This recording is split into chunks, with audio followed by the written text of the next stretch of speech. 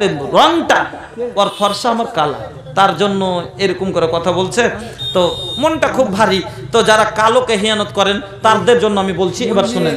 কালো হয়েছি তাই বলে কি আদর নাই মোর, দেখলে আমায় সবাই হাসে বন্ধ করে দ্বার। কাক কালো কোকিল কালো, কালো মাথার চুল, আমি তবে কালো হয়ে কি করেছি ভুল। নয়নেরই মুনি কালো, কালো চাঁদের বুড়ি, কালো সুরমা চোখে দিলে মনটা যাই ভরি। কাক কালো কোকিল কালো, কালো মাথার চুল, আমি তবে কালো হয়ে কি করেছি ভুল। নয়নেরই মুনি কালো, কালো চাঁদের বুড়ি, কালো সুরমা চোখে দিলে মনটা যাই ভরি। কালো খোপাই দিলে ফুল দেখাই কত বেশ, চাই না কিন্তু প্রিয় আমার সাদা হোক কেশ। 60 বছরের হয়ে গেছে, 3 খেন পাইকে আছে, তো কইছে দেখতো একটু তুল না রে, চুল কটা একটু তুল। কইছে চুল কেন তুলছো জি, আল্লাহ জামানা করেছে লা তাবদিলা লেখাল কিল্লা, কলপ করিও না, রঙ্গাইও না, কালো করিও না। বয়স হয়ে গেছে তা কলপ করছে। ডাবার হিরে ডাই কাটো ঘোলো লাগাও, আর হর আসানি সে সফেদ বাল কালে বানাও, করছে না, পারে না। তো বয়স হয়ে গেছে তারপরেও কালো করার চেষ্টা করছে, আল্লাহ সাদা করে দিয়েছে তাও। তো ওই কথাটাই বলছি, তাহলে কালো কত ভালো, হ্যাঁ, কালোর কত গুণ আছে। কালো খোপাই দিলে ফুল দেখায় কত বেশ, চাই না কিন্তু প্রিয় আমার সাদা হোক কেশ। আধারের কালো রাতে প্রেমিক উঠে মাতি, রোদ বাদলে মাথা বাঁচায় কালো রঙের ছাতি। বুলবুলেরই হলুদ গায়ে কালো গয়নার হার, মামি হইয়া প্রেমে পড়ে কৃষ্ণ দেবতার। কালো গায়ের দুধের গুণ বলে কতজন, কালো নারীর মধুর জুবান পাগল করে মন। কালো গায়ের দুধের গুণ বলে কতজন, কালো নারীর মধুর জুবান পাগল করে মন। কালো কয়লা পড়লে দেখো কত সুন্দর আলো, কালো দাড়ি থাকলে মুখে দেখতে কত ভালো। কাবারি গেলাপ কালো, হজরত বেলাল কালো, তাই তো তার আজান শুনে মদিনা জগৎ পাগল হলো। আধারেরই কালো রাতে তারা দিয়া আঁকা, কালো কালি দিয়া দেখো কোরআন মাজিদ লেখা। দুদিন পরে যেতে হবে কালো জামের বাড়ি, তবে কেন কালোর ওপর মনটা করো ভারী। বন্ধুরে দেখতে হবে অন্তরকার ভালো, দেখিতে সুন্দর বাটে মহাকালের ফল, ভিতরেতে গলিজ ভরা ওপরেতে লাল। দেখিতে খারাপ লাগে তোর মুজের ফল, ওপরে কালো কিন্তু ভিতরেতে লাল। মজা পড়তে কালো যদি হয়, কিন্তু মেয়েটা যদি পরহেজগার হয়, ভদ্র হয়, মেয়েটার ভিতর যদি আলো হয়, দিনের শিক্ষায় যদি নূর হয়ে থাকে। এই জন্য নবীজি বললেন, তুমি কি করো ফাজফার বেজাতির দিন, ওই দিনদার কালো মেয়েটা কি তুমি বাড়ির বউ বানাও, ওপরে আল্লাহ জান্নাতকে হারাম করে দিবে। গার্জেন হয়েছেন, আপনারও দায়িত্ব আছে, খালি বাপ লয়। হ্যাঁ, মন খুশি হয়েছে আব্বা আব্বা ডাকছে, কিন্তু আব্বাস ডাক শোনার লেগে কিছু করতে হয়। তো বলতেছিলাম পর্দা, এই জন্য আল্লাহ রাব্বুল আলামিন দুনিয়ার সমস্ত জিনিসের মধ্যে আমার মা বোন হলো 1 নম্বরে, আমার বন্ধুরা সমস্ত মাখলুকের মধ্যে হলো আদম সন্তান হলো দামি, আর আদম সন্তানের মধ্যে আমার মারা হলো বেশি দামি। কারণ আমি আলিম হলো ওই মার কোখের, আমি ফাজিল হলো ওই মার পেট থেকে।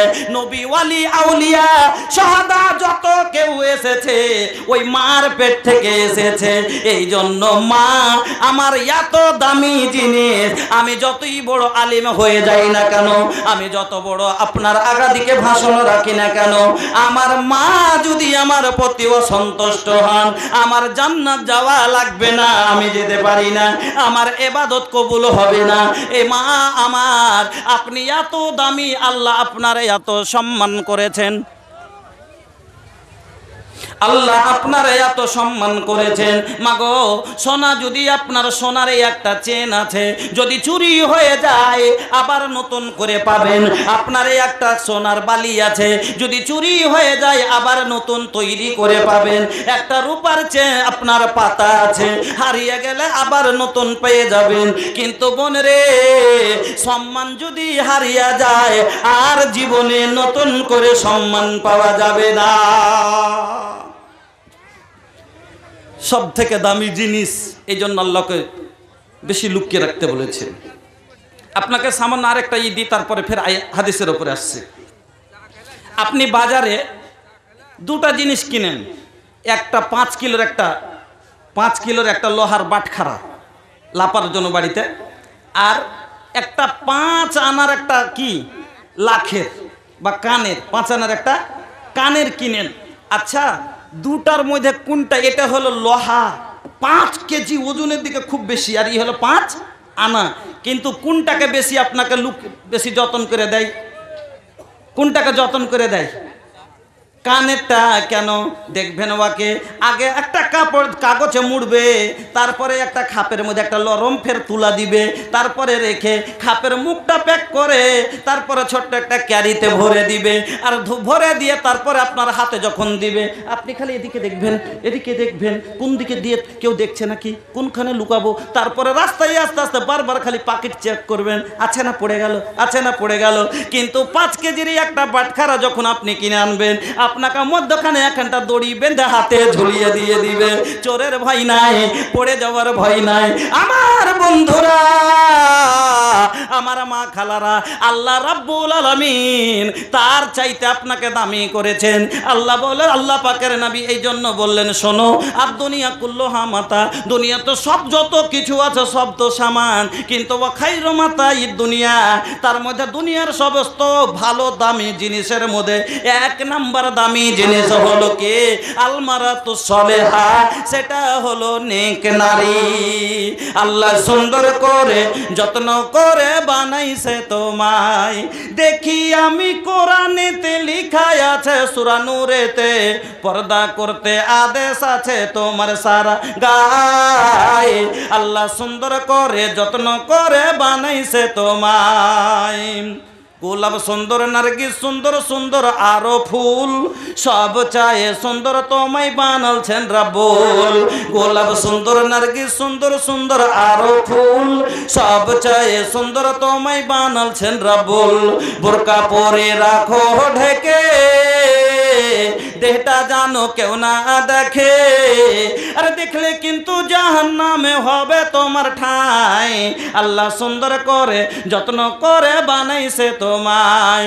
আমার বন্ধুরা, আপনার মা খালারা শোনেন, আপনার গলিতে একটা কলমা বোরের গাছ আছে, কমলা বোরের গাছ। ওই বোরের গাছটার চতুর্দিকে যদি আপনি জাল দিয়ে না ঘেরেন, যেই আসবে সেই ঢাল চালাবে, যেই দেখবে সেই ছিঁড়ার চেষ্টা করবে।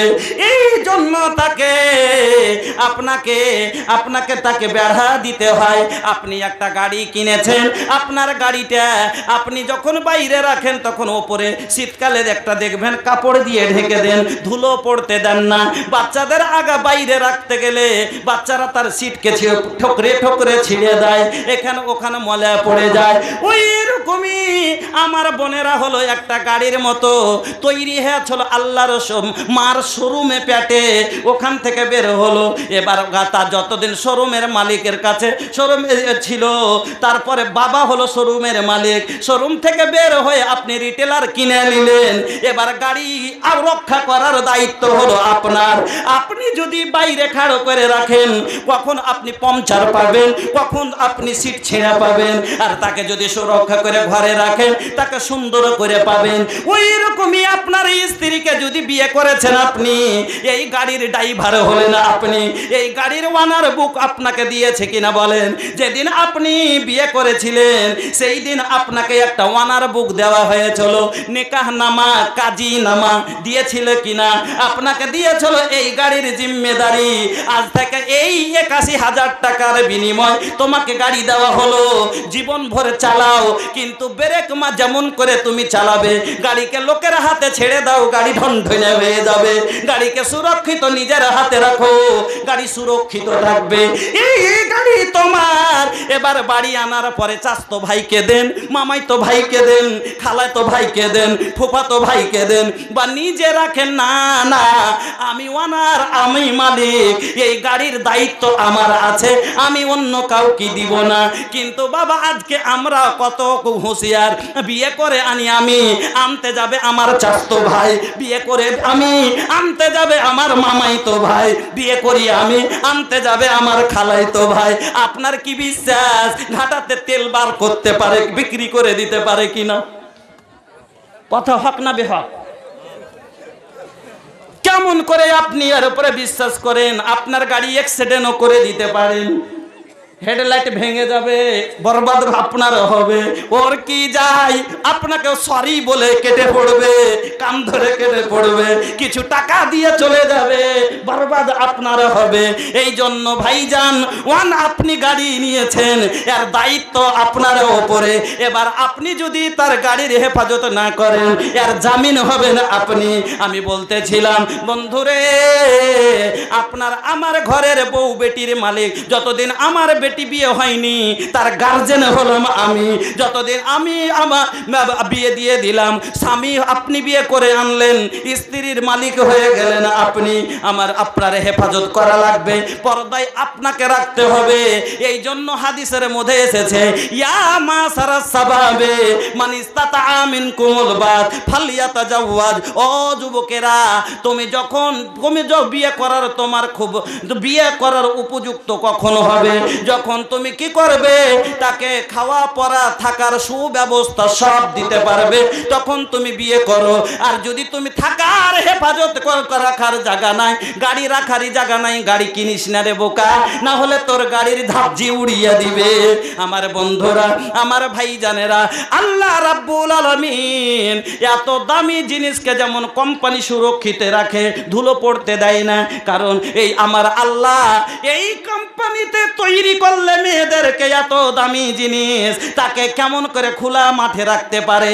এই জন্য আল্লাহ রাব্বুল আলামিন পর্দার মধ্যে করে দিলেন, হেফাজতে করে দিলেন। আল্লাহ বলে দিলেন, মহিলারা রে, ওয়াকারনা ফি বুয়ুতিকুন্না ওয়ালা তাবাররাজনা তাবাররুজাল জাহিলিয়াতিল উলা। শুরু ইসলামে। এবার আসুন, পর্দা কোথা থেকে শুরু হচ্ছে আর কারণটা কি? শুরু ইসলামে যখন কোরআন নাজিল হতে শুরু হয়েছে, কোরআন আসার আগে আপনারা একটা কথা শুনেছেন, আইয়ামুল জাহেলিয়াত, অর্থাৎ অজ্ঞতার যুগ, জামানায়ে জেহালাত শুনেছেন বক্তাদের মুখে, বাপ লেখাপড়া করেছেন। তো জামানায়ে জাহেলিয়াত কাকে বলে, কোন জামানাটাকে?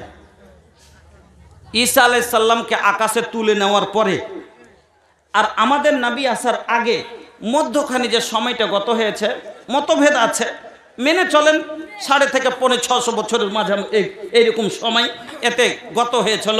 এই সময়টাকে বলা হয়েছে অজ্ঞতার যুগ, আইয়ামুল জাহেলিয়াত। ওই জেহালাতের যুগে মহিলারা যখন রাস্তাঘাটে বের হতো, পর্দা কি জিনিস কিছু জানছিল না, শরিয়ত তো নেই। এই জন্য যখন রাস্তায় তারা বের হতো, তখন কি করতো, একবারে ঠোঁটে লিপস্টিক, আলতা, যা করতে হয়, মানে যা লাগাতে হয়, সে যে সাজগুজ করে একবারে গয়নাগাঠি পরে, সুন্দর কাপড় পরে, নেকেট কাপড় পরে রাস্তাঘাটে চলাচল করতো, এইরকমভাবে চলাফেরা করতো। তো পর্দা কি জিনিস যখন ইসলাম আসলো, তো যখন আমার কিছু মানুষ ইসলাম গ্রহণ করেছে, মেয়েরাও গ্রহণ করেছে।